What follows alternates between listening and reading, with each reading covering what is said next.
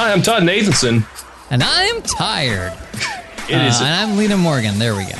Well, on the West Coast, where I am, the night is young. It is still 8:30 and... Bold of you to assume that time of day has anything to do with my exhaustion. No, I am quite tired as well because we are podcasting, as we always do, the MTV Video Music Awards. At this point, our recaps of the VMAs are as much a tired tradition as the VMAs themselves. This is the fourth one. Did you know? We're on number 4. I mean, happy fourth anniversary. Oh man, I thought the VMAs were a tired relic when we started doing this, but it is. I think this has to be the worst one. I mean, things you said you said it. That's really. I think we should probably make this a relatively brief episode because everything we're going to say, for the most part, is bad. There were high points, but for the most part, is bad. An awards show isn't an awards show if it's not absolutely packed with stars. And for years now, the VMA's star power has been extremely lacking. It's rough out there. Like it's only for people who are trying to launch or stars who are fading. This year, Cheech and Chong showed up. For the Red Hot Chili Peppers. I was there when I think they got a Video Vanguard Award the first year I watched in like Y2K. Well, now what was it they got this time? The Icon Award. Or it's some bullshit thing they pulled out their ass. It was Global something, Icon. Global there Icon. There you go. Global. I mean, they weren't new when I first heard about them. In the year 1999. Literally the 90s.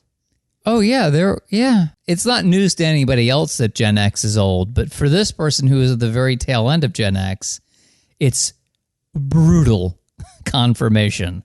I mean, watching them come in with a lot of real low energy. The Red Hot Chili Peppers, who, if you don't know, are kind of known for their energy. Yeah, they were not red hot tonight. They were, well, certainly not in the performance part. They did their acceptance speech at the very end was kind of... Yeah, they saved it all for the acceptance speech, yeah. I forgot that they don't live stream it. They don't show it live on the West Coast. So I missed the first minute and a half, which turned out to be the best minute and a half of the show.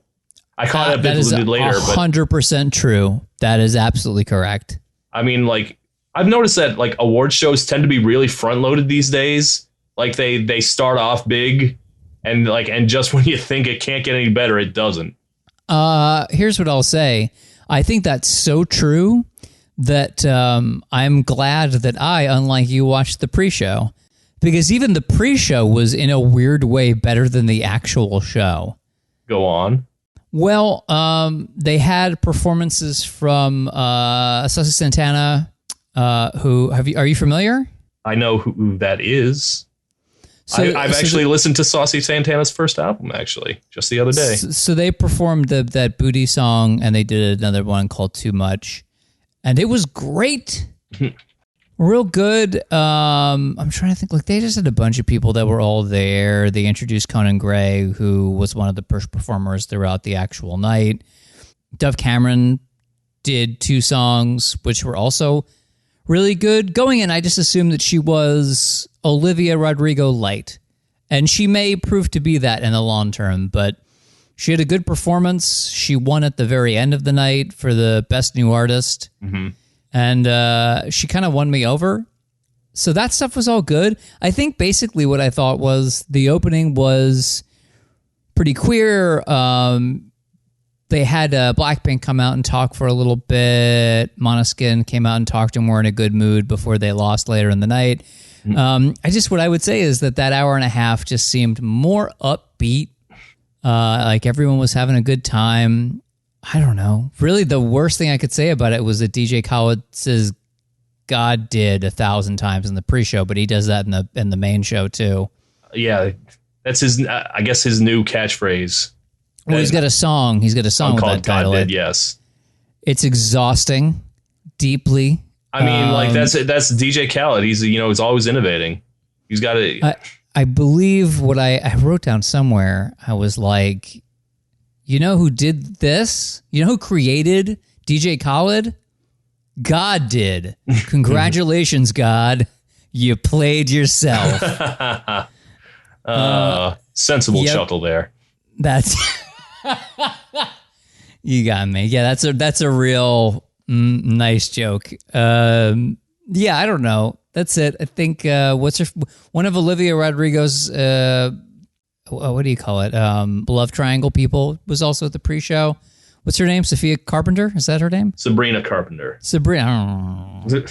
She was also there. I don't know. What a time to be alive. Anyway, that was the pre-show. There were some nice people there, and apparently Flea really likes the bass player from Måneskin, which he talked about during the pre-show. It just seemed like everybody was in good spirits. And then the opening of the VMAs happened, which was, for about 5 minutes, great. Jack Harlow comes out. He's doing First Class. That's like his big hit. Mm-hmm. It samples a song called Glamorous, which is a Fergie song. Fergie comes out on stage, sings the song. Unbelievable. Was not expecting to see Fergie. That was like the best surprise of the night, which I'll tell you really tells you where the bar is. It was nice. It made sense. It fit. And that song is great. That, by which I mean the Fergie song, not the Jack Harlow song that samples it. But I do not dislike First Class. I don't dislike that song at all. It wore out on me real quick. I liked it the first few times, 3 or 4 times, and then and then Lizzo came out, and the LED staging behind her was amazing, which I would say was not that good throughout the show, but whatever they had set up with her, like maybe Lizzo had the time that they actually sat down and figured out what it was going to be. She like interacted with it. There were a bunch of versions of her from behind that were dancing with. It was good. It was really good. I don't really think much of Lizzo's new album. I'm really sorry, Lizzo. But her performance was phenomenal. That song was great. Yep. All that stuff was really good. The 2 songs she did, those are the 2 best songs on the album, definitely. That's absolutely correct. And I thought, oh, man, is this going to be one of those times where I remember that the VMAs are capable of being great? Maybe this is going to be a fun night. And then something happened that I feel truly set the tone of the evening. Todd, do you remember what that was? Well, there was a rumor, I believe it first was posted in the New York Post, that the moon person, the moon person is what we call the moon man now, which is fine. They've been doing that since 2017. It still smacks of trying really hard to try and please people like me, and people like me going, sure, whatever. So they had a moon person sort of like doll, like a person-sized doll hung above the stage, and they very unceremoniously had the face of a celebrity superimposed over it occasionally say things. And that celebrity is Johnny Depp. I'd heard there was a rumor that he was going to attend. Yes, that was the original rumor. The actual reality was that he pre-recorded some stuff that they superimposed onto this basically mannequin. And I believe the thing that he said was, I needed the work. I think that's what he says at the start. And then there's like one other thing that he says, and I don't even remember what it is. I don't think we should give it a lot of time or energy, other than to say it seems really cravenly and pathetic to use him. It really made me wonder, like, boy, is that how low the VMAs have stooped? I guess the answer is yes. I mean, look, there's a good, like, from what I can tell, MTV put Johnny Depp on the telecast to shit up my mentions, is the intention there, to ruin my Twitter feed for the next few days. Look, they wanted attention. They're going to get it, I guess. I mean, like, the Depp stands are intense. I'm sorry. What a pathetically low point for both Johnny Depp and the VMAs that this was mutually beneficial for them. It feels, and trust me, I very rarely say this, completely beneath us to talk about it more. Oh, I Beneath mean, like us, you and me, it is beneath us to continue. I, the king of the hangers-on, feels that it is beneath us, and I'm correct. let me just say, like, even if you are a Depp stan, even if you are a person who lights up at the presence of Johnny Depp, those fucking segments fucking sucked. They were extremely unpleasant and awkward. Like, they were just crickets from the fucking crowd. Like, how are we supposed to react to this? Ugh. Okay, we're done with that. Well, no, one more thing. It put me in a bad mood for the rest of the evening. So I apologize to Blackpink, I think, who performed next. Like, I was just, like, choking back a bad taste in my mouth the entire time. I was like, ugh, well, here we go. Yeah, I don't really... I was going to try and figure out what was the logic here. I don't care. It doesn't matter. Yeah. The logic is that Johnny Depp could pay to get... He has very good agents. He has extremely good agents. If you say so. Again, I also saw it and was like, this is so exhausting and pointless and boring. Anyway, so some awards, Lil Nas and Jack Harlow won for Industry Baby as Best Collaboration. Mm-hmm. It made me wonder what the timeline is for... Like what the beginning and end of the quote year are for the VMAs? I think they have a consistent thing of like June to June or something like that. I just, it was between that and the fact that Happier Than Ever was somewhere on there too, and I just feel like these are old songs. Gosh, these songs are old. I think they're more consistent than the Grammys, honestly. Wow, that's a weird thing to think, but I'll take your word on it. And then DJ Khalid came out and yelled "God did" about 50 billion fucking times. He sure did.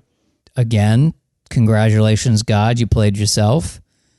Blackpink, fine. I again, you know what? I'll leave it to you because I don't want to upset the Blackpink stands are called. They're called Blinks. Okay, what did you think? I feel like Blackpink songs are supposed to hit a little harder. Like every Blackpink song I've ever heard is like being hit with a brick, and that. This one is a little more not that, and it's fine, I guess. I wasn't like super impressed, but I wasn't like this sucks either. So I think with songs in general, the rule of thumb is you've got to really catch people in the middle, in the beginning, somewhere in the middle, and then at the end. And the thing is that that song, Pink Venom, is not really strong at the start. Mm-hmm. But it picks up like 3/4 of the way through, which is weird. And just from a composition standpoint, like, look, the human brain is stupid. If you don't grab somebody right away, you've messed up. There's got to be a hook right from the start, and it just isn't there. I don't think it was a bad performance. I just don't think the song was particularly noteworthy. I wish Lovesick Girls had caught on. I liked that one. Well, anyway. Did you know who was on after that? Because they didn't really like mention the name of that guy. I think he was like Colombian. Crap, I missed it because my internet was a little little spotty. There were these two guys that came out, and I know at least one of them was Colombian. And I feel bad because everybody else's name is written down here. Hold on, I'll look it up real quick. And I could not find who it was. Go ahead, look it up. Oh, that was J Balvin. So there was a giant CGI lady twerking. Yes, there was. That is correct. And there were also a bunch of other women behind him that were also twerking. And I want to say this because it's very important to me. I don't know why, but they appear to be dressed up as the stormtroopers from Spaceballs. Weird. I don't know if they realized they'd done it, but that's absolutely what it looked like. Man, I don't know. I just never enjoyed one of J Balvin's performances on these award shows. We've watched a couple together, and I know he's like an extremely huge star globally, but I don't know. Like his award shows just don't do it for me. But then somebody won an award. Go on. Someone we know all too well. Taylor Swift. You know, it was like they rarely give out the long form video award. They've done it like 3 times in the entire history of the VMAs. There's a whole Billboard article that's about the history of the long form video that I would recommend checking out. And immediately I was like, there's only one reason why this exists. Yes, it's to give Taylor Swift an award. I thought maybe there was like, maybe they'd give it to Olivia also, just like as a way to get Olivia back. But it's like, there's no way. Like, give the VMAs this. They somehow managed to get Taylor Swift in the building every year. I'm not sure how, but they do. It's funny because you suggested that as soon as she got that award that she'd left the building, but in fact she hadn't. I saw someone tweet that, and I was like, in fact, she was still there. I absolutely believed it, but nope. She made it to the end of the as we will discuss. Yes. Yeah, and then something that I kind of noticed. This is the first time that it happened. So, related to the pre-show, they did this stuff where they had what's called the push performance, which they do often. Mm-hmm. And I would say I usually find in the past that the push performances are pretty forgettable. Mm-hmm. But I think a couple of them were pretty strong. And the first one was Conan Gray, who did a song called Disaster, which is really good. I went and actually checked him out, who I was not super familiar. And I really liked it. I actually think a lot of the strongest performances of the night were these things that we got basically like a minute or less of a snippet of. Yeah, I don't know too much about Conan Gray, but what I have heard, I've liked. I don't know if he's got like a big future as a big pop star, but I think he's got some more success in his future. I agree. And then we had a performance from Khalid with Marshmallow, that song Numb. I like that song. I thought that was one of the better songs of the night. One of the better performances of the night at the very least. It's a good song. I wasn't obsessed with the performance. I feel like it grew as it went on.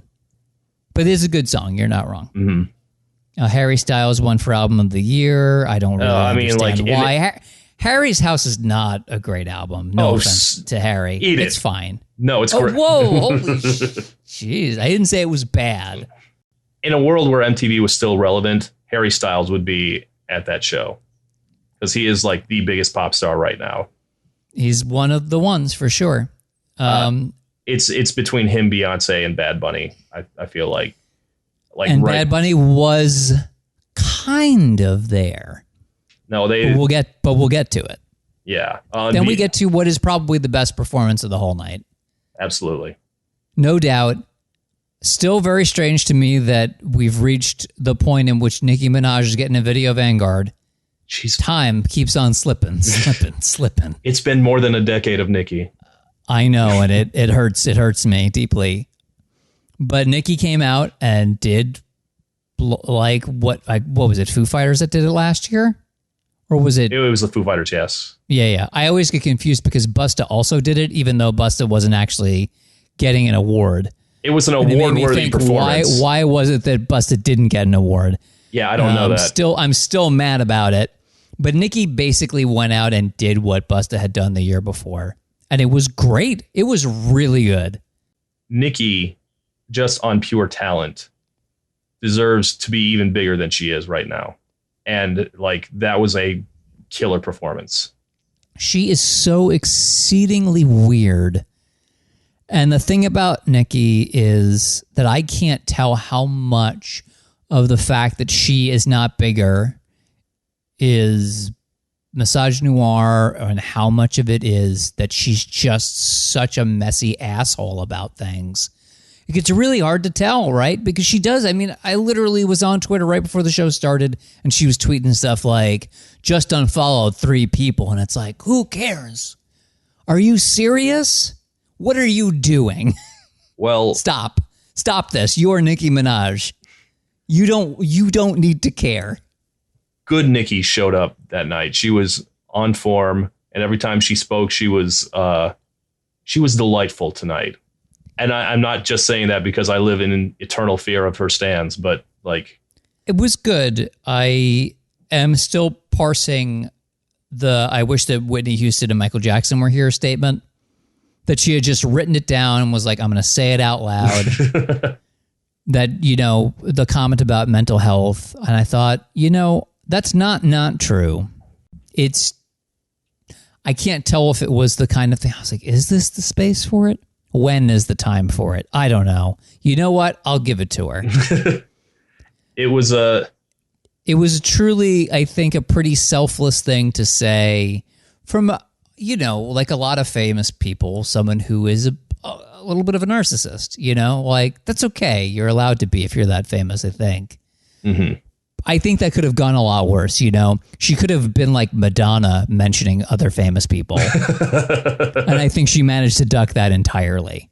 So yeah, it was good. And every time she came out, you know, she's a control freak.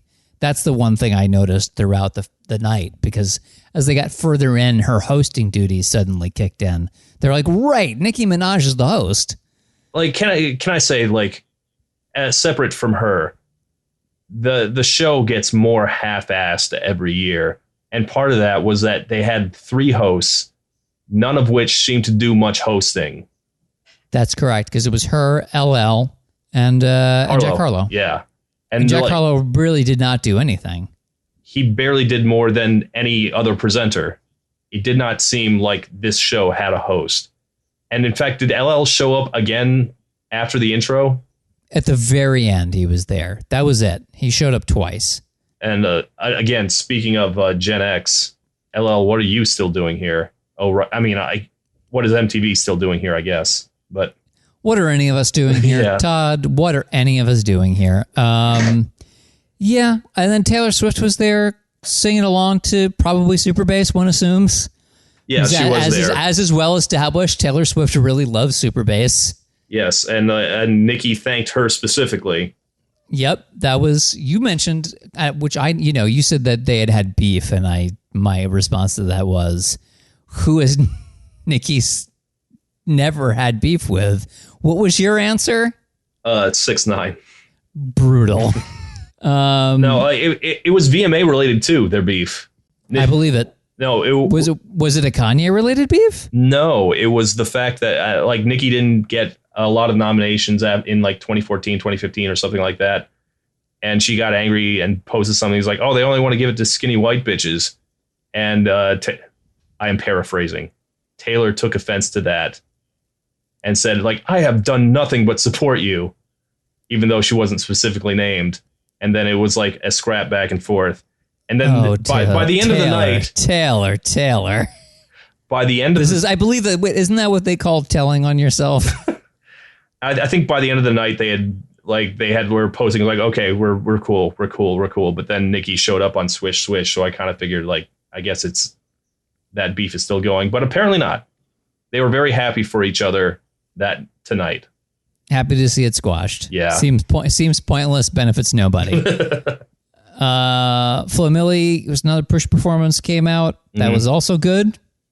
Another occasion where I was more interested in the push performances, especially with what came next. That being the NFT advertisement that was Eminem and Snoop Dogg in the Metaverse. Oh, God. Are we still doing this? Let me be really clear about something, and this is the only thing that I have to say about the whole affair. There was an award, which they didn't even do. They just mentioned at the end, which was Best Metaverse Performance. Not only is that terrible, but the reason that's terrible is that at some point during this year, Soccer Mommy, one of my all-time faves, re-recorded one of her songs in Simlish and has won nothing for it. And that's bullshit. Well, if you're going to give somebody a Metaverse award, you would have given it to somebody who literally sat down and was like, we're doing it in Simlish. That's unbelievable to me. That's way more work than just being like, I don't know, put me in Fortnite. Well, that performance was awful. It was fucking awful. And I mean, Snoop, he's a prostitute. He will take money from anybody. Eminem tends to not clown himself, or at least not as often as this. But like it was just an aesthetic disaster. There were fucking monkeys everywhere. Like the Metaverse people have to be running out of money at some point, right? Like they cannot be. How much? I haven't seen a Matt Damon ad in a good few months, not since the bottom dropped out of the fucking crypto thing. It's gotta stop. It's gotta stop soon. No one wants your fucking monkey JPEGs. This is the turning point for the whole night. Not because I don't want to. This is not the NFT podcast. Yeah. So this is where it kind of, to me, becomes a really boring, not good show, because we got like I said, I think that you kind of have the Nicki stuff, and then we have a grace period that's around that. And then the Eminem and Snoop thing happens, and then they bring out the actress who's the star of The Purple Hearts or whatever, which is a Netflix movie that got a lot of blowback because it's basically like left-wing and right-wing people can not only get along but fall in love, and everyone, and also was like kind of insulting to soldiers, and it's a whole mess. And like I was like, this is garbage. And then Best K-pop was kind of underwhelming, and then BTS didn't win for the first time in like the entire time they've been giving out this award. They gave it to one of the Blackpink girls.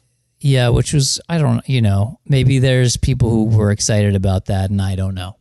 But regardless, then Cheech and Chong come out. And let me tell you, I just don't even know what to say. I'm old as hell, so I have an appreciation for Tommy Chong and Cheech Martin, but like... Cheech Marin. Marin, Jesus Marine, Christ. I guess.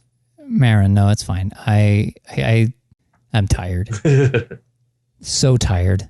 And it's them and the Red Hot Chili Peppers, and you'd think, man, all right, Red Hot Chili Peppers. I remember those guys. They're great. And then they were so bad. It was a bad performance. So boring, so low energy. So like, Abe Simpson has more energy when he yells at a cloud. I mean, Can't Stop. I mean, they did 2 songs. The new one, Black Summer, which is, I found a little underwhelming. And then Can't Stop, which is, at least was a big hit back when rock songs still were hits. And it was weirdly slow. It was like half tempo. It was just so strange. I guess when they were done and they accepted the award, Flea came out and was absolutely wild and still goes hard. Like as an individual, Flea still got that energy. But as a group, maybe they've been performing. Maybe they're on tour. I don't know. But boy, it was not a good performance from them. And that was really energy destroying for the rest of the night, because it was that. And then for some reason, BB Rexa came out. I don't know. That makes me... BB Rexa feels less relevant than the Chili Peppers. Well, BB Rexa has never been relevant, and I don't know why it is that anybody tries to make her seem relevant. I've never the understood ultimate failure to launch pop star, Miss Rexa. I can't think of anybody who's more relevant on the face of the earth, and once again, I am the ultimate hanger-on, and I am more valuable as a human being than her. And then she was introducing Video for Good. Oh, an award that Lizzo won, and basically came out and was like, I don't know what this is even for. I thought I knew what it was for. Woof. I thought I knew what it was for, but apparently I was wrong, because that's supposed to be like the message song of the year, and About Damn Time is a fun song about feeling good. So if that's what Video for Good means, Video for feeling good. Apparently, except for the fact that Lizzo, and fucking knock it off, Lizzo. I like you. Stop this. Where she starts complaining about the press, people are allowed to not like your record. A lot of us like you. Not all of us like this record that you put out. It's not the greatest. It's not the worst. I'm sorry. I didn't think that was the press she was talking about. Oh, was it not? The thing is that I've seen her complain about things as pertain to the press that are literally the press's job. And every time she does it, it drives me absolutely insane. Oh, I assume she was talking... if people are complaining about, if it's a body image thing, then yes, of course, fucking. No, I just thought it was gossip reporters, because that's what her last song was about rumors. Oh, which is also tiring, but I just, I see her getting mad when people don't fawn over everything that she does. Mm-hmm. And I wish she would. That's like, whatever. She's an adult. She can do what she wants. But it's, again, like Nicki tweeting about how she unfollowed 3 people. I don't understand the purpose, and I don't see how it benefits her at all. Very strange. But fine, Lizzo won something. That's nice. Well, I don't know. It seemed like Jack Harlow and Lizzo are the exact level of like the height that the VMAs can get, who are technically, they've had number 1 hits this year and they are very famous, but it seems like they are not on solid ground, the both of them. Like if they never had a hit again, you wouldn't be like super surprised. Yeah. Their popularity is fragile at this moment. Whereas someone like Taylor Swift will keep showing up, it seems like, but she'll never be on that stage again performing. That she's going to say that for the Grammys. And she may have gotten past the Grammys too. I mean, she certainly made a marketing deal with MTV to make an announcement at the end of the night. Yeah. But that's about as far as it gets. But yeah, and then there was this whole weird... So they brought out Anita. And Volver is the song that she did, and I think she did another one too. You are a little more aware of her than I. I mean, I know that she's Brazilian and that they've been trying to get her to launch in America for a while. It doesn't seem to be like... She seems to be a step below at least in America, a step below like the reggaeton girls like Becky G and Rosalia. But I mean, like she's very popular in the rest of the world, so who knows? All I know was like there was a lot of ass in that performance that night. Sure. She shook it this way, and then she shook it the other way, and the camera switched. She covered it all. Mm-hmm. Because she won Best Latin, mm-hmm. which is what they called it. It's a weird thing to say. Best Latin. So she won that, and then she came out in a different outfit. She came out in the full Lil' Kim. Which to me, I feel that at every single VMAs, somebody wins the Lil' Kim award for one titty out. And this year it was Anita. Congratulations. Enjoy your moon person. And that was fine. But it was weird because Bad Bunny was up for that, and you're like, "What are we talking about?" No, like that was Bad very Bunny's strange. like the biggest star right now. Like I would say, Bad Bunny may be the biggest star currently. Yeah, that sounds right to me. It's either Harry or it's Bad Bunny. I think right now Bad Bunny is a little bigger, especially if we're talking internationally, for sure. Oh yeah, internationally, absolutely. But I was like, hopefully they'll balance that out. Then Måneskin came out and did their song Supermodel, which I continue to just be totally baffled by the whole. Those songs are good. I don't know what your problem is. I don't know what's holding you back on. It's not that they're not good. It's just that I don't look at them and go, man, I totally get why they're big in America. Does that make sense? Is that weird? I don't get it. I get it just fine. I don't know what's not to get. I wish that song took off. I like it a lot more than Beggin'. I got real sick of Beggin'. I bet you did. Then Nicki won with Lil Baby for Best Hip Hop. I mean, like, it's going to go to the person in the room. That's correct. That's what they do. Nicki. They didn't get like a single other rapper in there, did they? I'm trying to think. It was light. It was very light. I mean, Lil Nas X was in the crowd, I guess, but like Kendrick wasn't there. Drake wasn't there. Future wasn't there. Yeah, it was very, I gotta say, very weird to me that Drake was up for so many awards. Drake sucks. Anyway, Drake is still extremely popular. Yikes. Sure. More push perform. Boy, this is like, it's really rough. Oh man, I did not the third push performer I did not like at all. Wait, are we talking about the JID dance now? Oh no, JID was the third one. That's right. Yeah. Fourth was Lauren Spencer Smith. Lauren Spencer Smith was the one I was talking about. Is reductive the word? I just have seen other stuff like it, except better. I don't know. Like the Olivia Rodrigo ripoffs are rough. I am again, like, well, we'll come back to that pretty soon. Jack Harlow won Song of the Summer. What would you say is the Song of the Summer, Todd? I feel like you have a better beat on that than I. What is the actual Song of the Summer? It's either As It Was or it's About Damn Time. As It Was by Harry Styles or About Damn Time by Lizzo. I mean, those two are... First Class is, at least credible. You can make, it's not like some random thing that they gave out just because Jack Harlow was in the room. I mean, that is a humongous song this summer. So, I mean, it's fair, but I wouldn't have given it to First Class because I'm very tired of that song. Yeah. But then we got something that actually matters. Artist of the Year. Mm-hmm. And when I say it matters, I don't mean that MTV matters in any way, shape, or form. But the person who they gave it to does. Bad Bunny. I didn't realize he was selling out Yankee Stadium. I don't even know why I'm surprised by that. Oh, yeah, I'm not surprised at all. Yeah.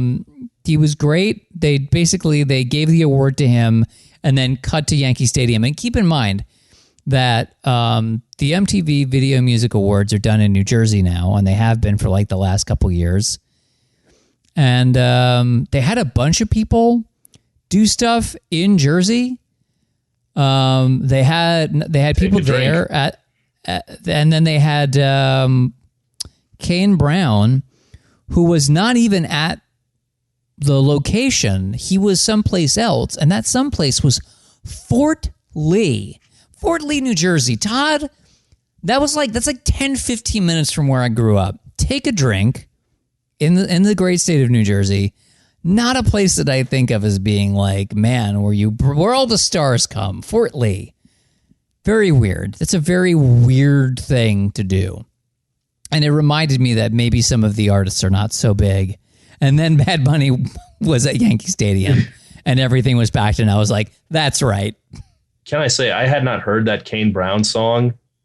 And good God, that fucking sucked. It was not. That you could muster an emotion about it is a little wild to me. I mean, like Kane Brown is a country singer, and he came out. I mean, this is not like the first like crossover thing he's attempted. He's done many of them. So it's not like a shock or like I mean that the song was genuinely terrible. It was fucking terrible. It was like the god awful Imagine Dragons shit. I really hated it. That was like the worst performance of the night for me. Oh, it's a tough choice for me. None of it was good. I mean, there were a couple okay performances, some decent stuff. Nicki was great, but I guess. Anyway, what happened after that? Bad Bunny was great, of course, fantastic. I love that there was a moment in the show where he's singing and then he kisses a woman to the right of him, and then he turns and he kisses a man to the left of him, and he kisses them both in exactly the same way, and then carries on. Great. Good shit. Appreciate you. Well done, Bad Bunny. I'll take the win. I know that Bad Bunny's talked about being sexually fluid, which I don't know what that means, but I'm going to take the win. Well, he's pretty outspoken about like being supportive. So he's an activist. So, that's cool. He's a cool guy. Like, I'm not a reggaeton guy, but I've heard that album enough that I'm pretty into it now. That's a sign of bigness. So big, even I like it. Like your mom is next. Your mom and dad. Like Panic at the Disco did a performance. Like Billie Eilish. She's Billy Eichner. So two very Billy Idol was people. There. Cool. I like the idea of like Billy on the street, but it's Billie Eilish. Anyway, so Billy Eichner came out and introduced Panic at the Disco. I'll tell you, I don't know if there's ever been a band that's gotten that big that I've ever cared that little about. I like Panic. I wasn't a judgment. I just, for whatever reason, I don't know. Like a bunch of the Panic fans have been like bugging me to, review the new album for Train Records, and like, but everything I've heard of it, I've liked. I haven't listened to the entire thing, but like what I've heard, I don't know, that sounded pretty good to me. And there are certainly Panic songs I dislike quite a bit, but I don't know. That seemed fine to me. Yeah, it was all right. Again, it was kind of a generally underwhelming performance. Like it wasn't. I mean, I guess it was just fine. Mm-hmm. Nothing was great, like except for Nicki. Nothing was really great. And then they did the Best New Artist. They brought Avril Lavigne back out, who won Best New Artist, Todd, 20 years ago. 20 years of Avril. Painful. I remember her and I'd be like, who is this punk kid? Well, Avril, anyway, here on the Lena's Old podcast. Avril has aged very well, and so have we. Oh, that's a wonderful lie about us. You're right about Avril. Congratulations, Avril. But Best New Artist went to somebody who, you know what? Another Disney star. Not really sure what's going to happen with her, but the songs I've heard, pretty good. Dove Cameron? I've only heard the one song and the song she played in Descendants 1, which is the only Dove Cameron thing I've ever seen. Rotten to the core. I kind of like her. I think I'm kind of pro Dove Cameron. And here's the other thing. Here's what I know. She seems to be in the good graces of Olivia Rodrigo, and that's got to be good news for her. They seem to be on good terms. Yeah, well, which puts her way ahead of Sabrina Carpenter for sure. What I have heard of Dove Cameron does not sound much like Olivia Rodrigo. So, but you could see the two of them linking up and supporting each other for sure. Well, like I was going to say, you at the time you said your initial impression was that she was just an Olivia Rodrigo wannabe, and that is definitely not true. She just feels like she exists in that space, like the Billie Eilish, Olivia Rodrigo space of young women singers. I mean, they have similarities, but you wouldn't confuse them with each other. I feel like the way that there are many Olivia Rodrigo wannabes that had popped up in her wake very quickly. I think Dove Cameron's got a shot. I don't know how good a shot it is, but I'm curious to hear more from her. So I think her winning Best New Artist makes sense. Yeah, I think that's fair too. Then there were a bunch of things they announced that they didn't actually have any fanfare about. Song of the Year went to Billie Eilish. The Best Metaverse thing went to Blackpink. Best Group went to BTS. So BTS did win something. I was like, did they give out Best Album before this year? I don't remember them ever doing that. Yeah. I don't know. Oh, Best Rock went to Red Hot Chili Peppers. I also forgot about because they were there. So, of course, they got it. That's why it's not really remarkable. And then Video of the Year went to exactly the person you would think it would go to, Taylor Swift. Again, they did it because she was there and she was promoting her stuff. But I feel like that's a very credible, award to give. That was probably the biggest video of that 12-month period. Certainly the longest. You know what's so interesting about that is that I still feel as though a big part of what's made that successful is not even... I mean, the video is very good, but aren't people still thinking of her doing that song at SNL? What do you mean? That live performance. Didn't she perform this new version, this extended version of All Too Well at SNL?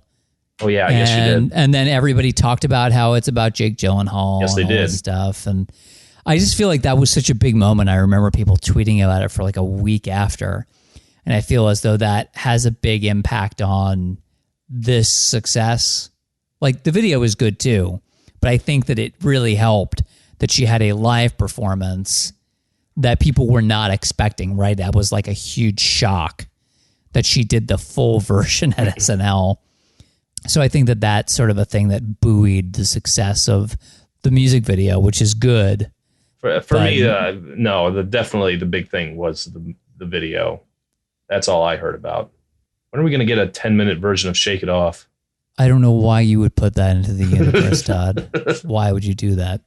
Yeah, and then I don't know. We could look it up now since it's after midnight for me, but she's got a new album coming out on October 21st, apparently. She was going to reveal more. I don't think that we really need to give free advertisement time to Taylor Swift.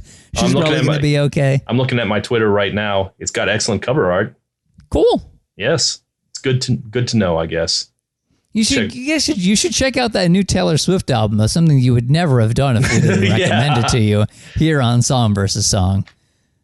Well, I don't know. This was just a very deflating, long experience, and there were just parts that were so rough, like the fucking bored apes.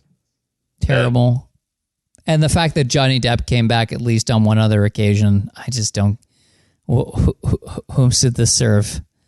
I'm so agonizingly exhausted. And the very last thing that happened was Nicki Minaj, who had done really great the whole night, wanted to let everybody know that we did it, we made it, and it's over.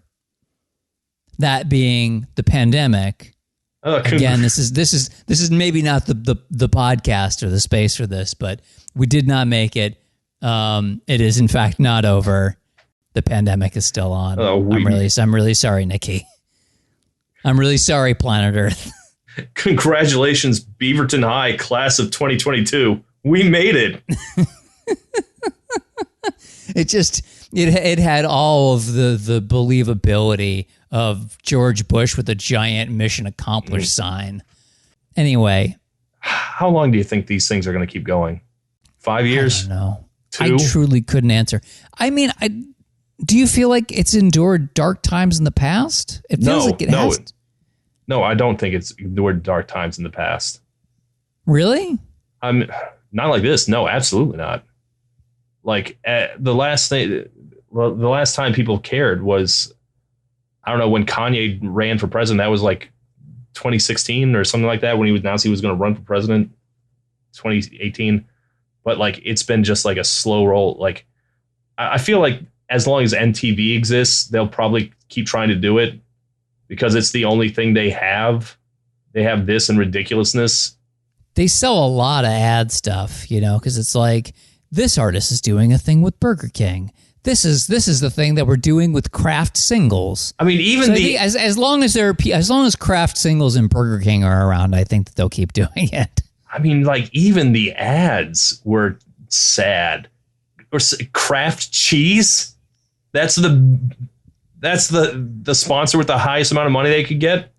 Todd, has it ever occurred to you that the reason you're asking how much longer the VMA is going to last is because what you're really asking is how much longer is the human race going to last? It's just, I mean, it's all around dark times. I don't know what to tell you. I'm hoping that the VMA is going to bounce back because it makes me feel that means the human race is bouncing back. So I'm really rooting for the VMAs on our behalf. I wasn't being that fatalistic. No, that's not where I was going with that. But I did text you right at the beginning of this show that we don't have to do this. Oh, I didn't know that's what you meant. I thought that you meant because I was saying that Johnny Depp being on screen made me feel like I was in hell, and you meant like we don't have to talk about Johnny Depp. No, and that was it. Not we don't have to do the VMAs anymore. I was seriously tempted. I was genuinely asking. Is like, we can just tap out now. Well, I wish I had understood that. To the 5 people who listened, I feel like we're going to get to a point where our recaps of the VMAs get more views than the actual VMAs do. I hope for the sake of the VMAs and all of their advertisers that is not true. That's pretty dark. That's bleak, yeah. Todd. That's bleak. Anyway, yeah, it was bad. It was a really bad year for the VMAs. It made me really sad. But hey, on the plus side, a lot of those push artists, I think, are absolutely worth your time. Again, that you got your Conan Gray in there. You got your Flo Milli in there. Who else is in there? The JID you said you liked. Yeah, JID's going to be big, I think. Like, really big. And yeah, again, if you go back to the pre-show, Saucy Santana was there. If that's somebody that you're not familiar with, you should definitely check them out. And same for Dove Cameron. I think all of those people are pretty good. Any one of them might end up being big. But that's it. Honestly, that was my big takeaway, was the younger artists, the ones who barely got any time, were the hungriest and the most interesting. Everybody else is kind of boring. All right. Thanks, everyone. That was the VMAs. We'll see if we're still doing this next year. We will be. Bye. Bye.